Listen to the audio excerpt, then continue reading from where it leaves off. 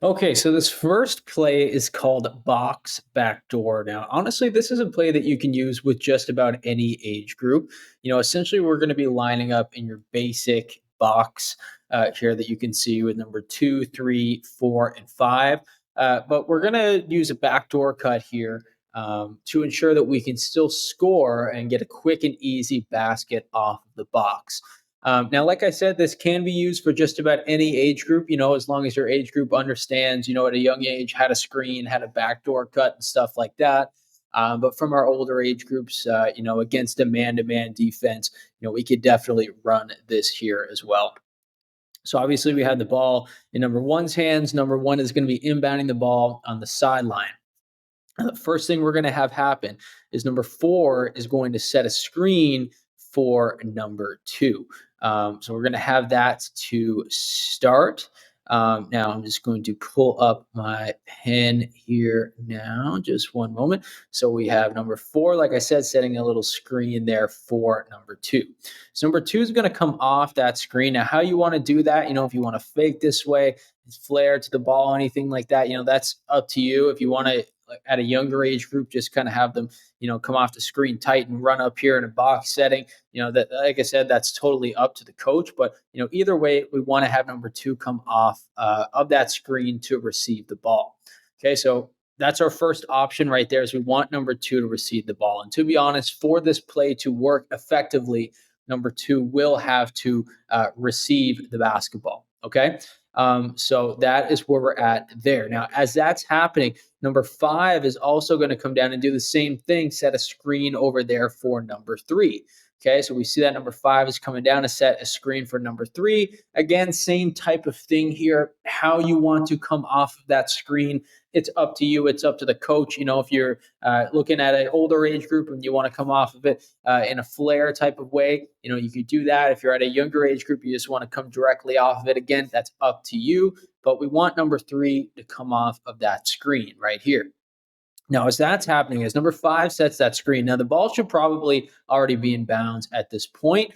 As that's happening, number five is going to pop out. We have number three around the 3-point line. So essentially what's going to happen is when that ball comes into play here for number two is going to be waiting for number three to come off of that screen, and they're going to hit number three with a pass.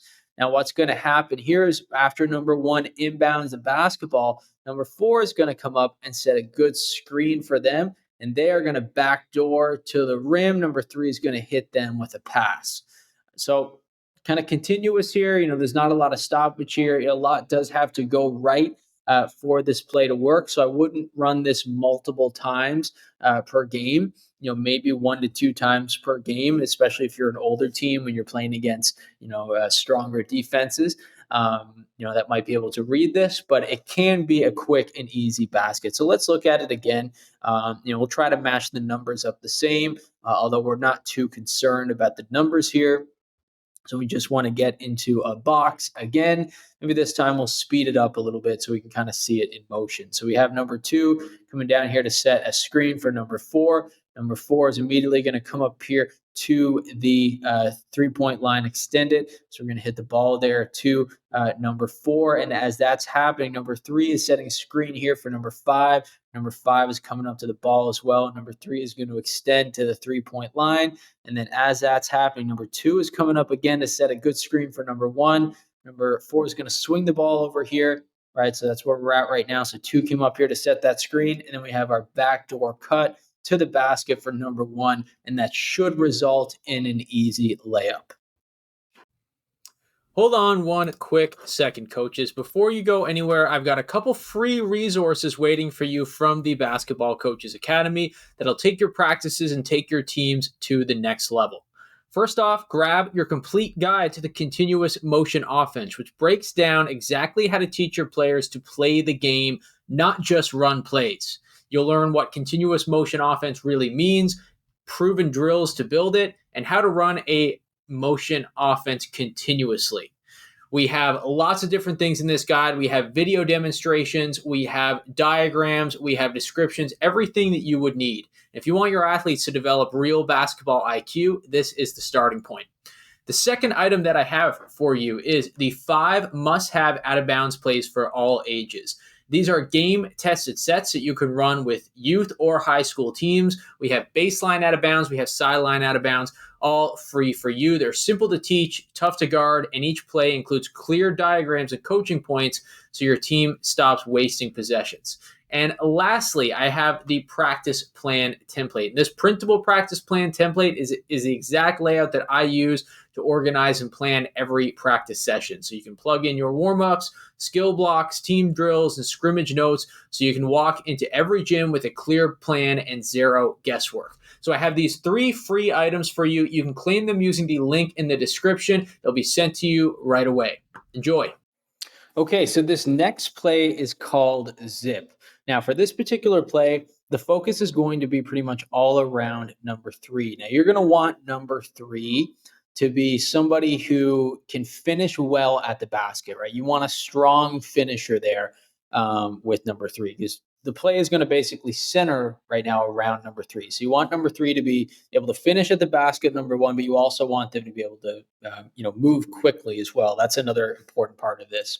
Now, for this particular play, this is another one that you're not going to want to run, many times throughout the game. It's probably best to run this one, if you need a quick basket, maybe at the end of the game or something like that, because it is a bit risky, but, there is a high potential reward from this one as well.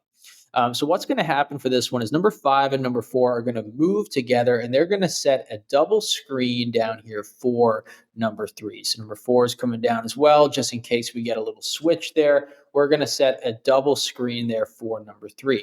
And number 3 is going to curl off of that screen and come to the basketball. Right, number 1 is going to inbound the ball there to number 3.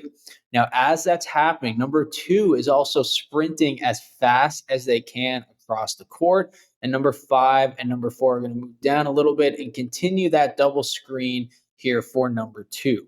Now, why is that happening? That's basically just an insurance policy in case number 3 can't get the ball. If number 3 couldn't get that inbounds pass from number 1, they're just going to continue moving on. And then we hope to replicate that again from number 2.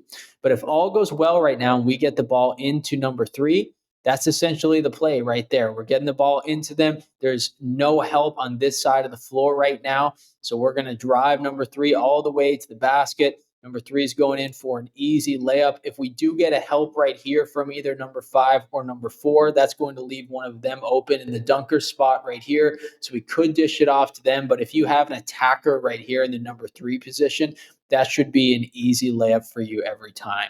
So let's reset this and take another look at it again in full speed, because I'm sure with talking points, everything like that, it could be a little bit confusing.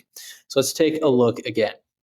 So this play starts again. Number 4, number 5 are coming down here and setting a double screen for number 3. Number 3 is coming off that screen nice and tight, coming to the basketball to try to receive it. As that is happening, number 2 is sprinting as fast as they can, probably a little bit before. Number 2 is going to want to take off as soon as the ball gets into number 3's hands, or rather as soon as number 3 comes off of that screen. And then we got another double pick here for number 2. Number 2 is coming for an insurance policy. For that insurance policy, if number 2 is a good shooter, they can stay here for a quick shot or a curl. Or if you want to replicate the drive, you can do it again. But if not, number 3, we're attacking the basket all the way to the basket. Number 3 is doing with the basketball. And again, if we have a help right here from number 4 or number 5, we're going to dish it off to one of them in the dunker spot.